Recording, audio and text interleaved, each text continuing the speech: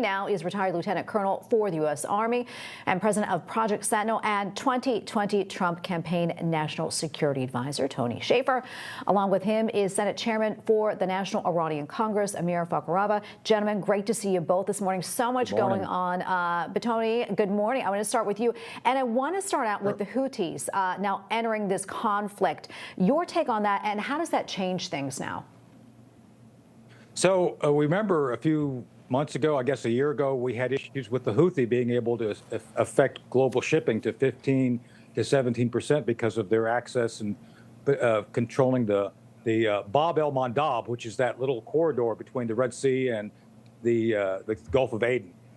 So if you have this as an asymmetric threat combined with the Straits of Hormuz, we're talking about global disruptions that are very, very significant. So this is where I'm not saying we should change direction. I'm saying we have to be very sensitive of how we move forward militarily, because it's very clear since the Houthi are going to be attacking the Israelis, they are combatants.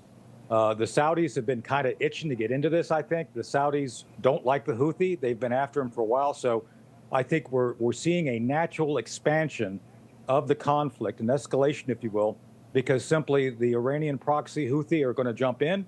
The Saudis, which is one of our allies, are going to probably jump in. So unfortunately, we're going to probably see this thing expand into the end of April or early May.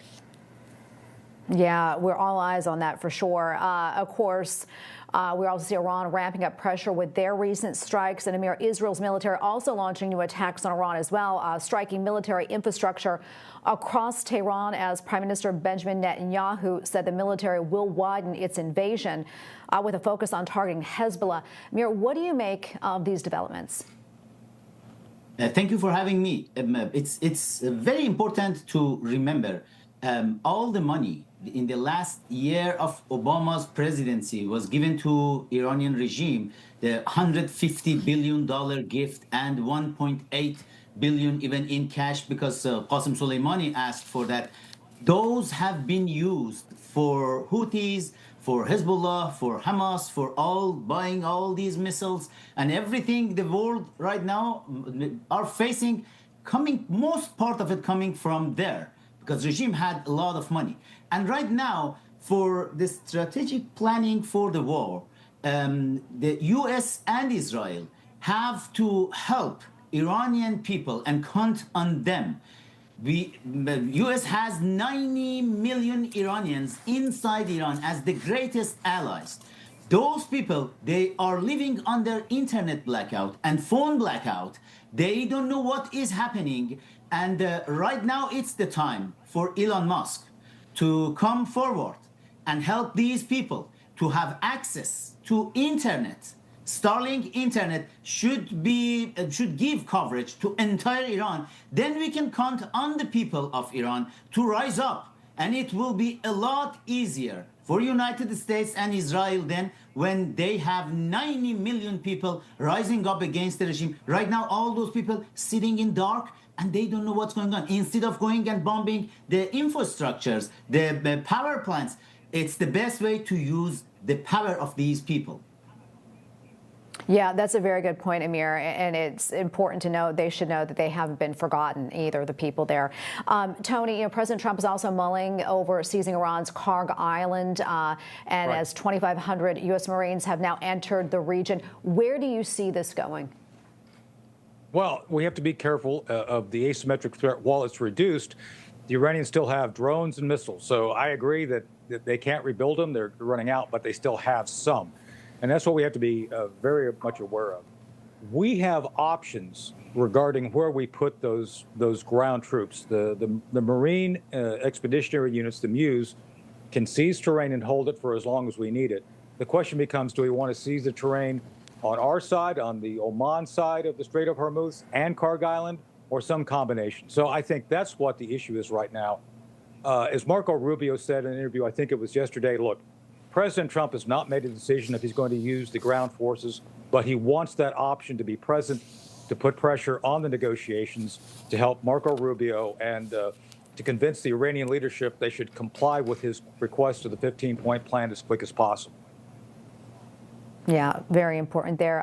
President Trump had this to say on Truth Social this morning regarding the negotiations with Iran.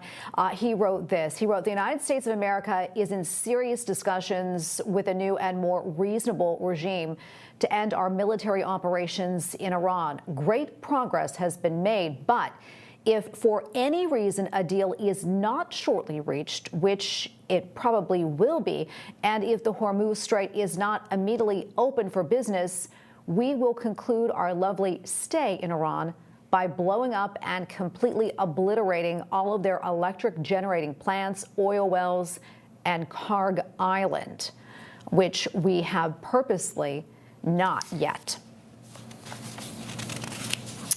And so he went on to say, touched, this will be in retribution for our many soldiers and others that Iran has butchered.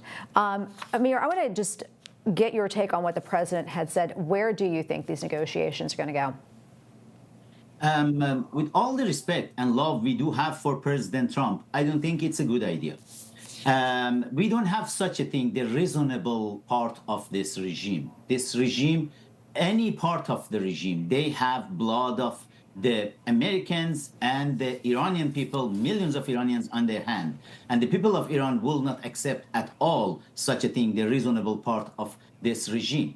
And as I said, instead of just thinking about going, I'm sure President Trump, it's part of his very beautiful games he's doing all the time. And he is not going to destroy Iran's infrastructures. We are talking about 100 million Iranians, 90 million inside, 10 million outside, which they love America. They love President Trump.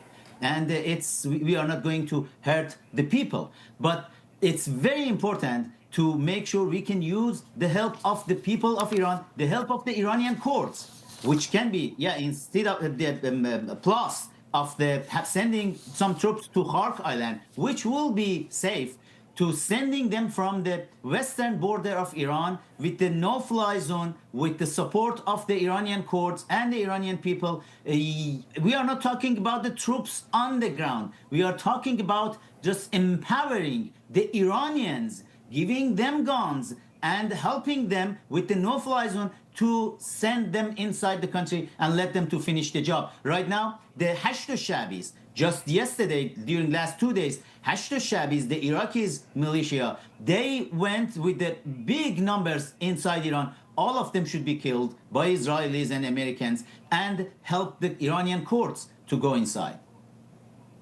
All right, we're going to leave it right there. Amir and Tony, great to be with you both this morning. Thank you so much for your insights. Good seeing you. Thank you. Good seeing you.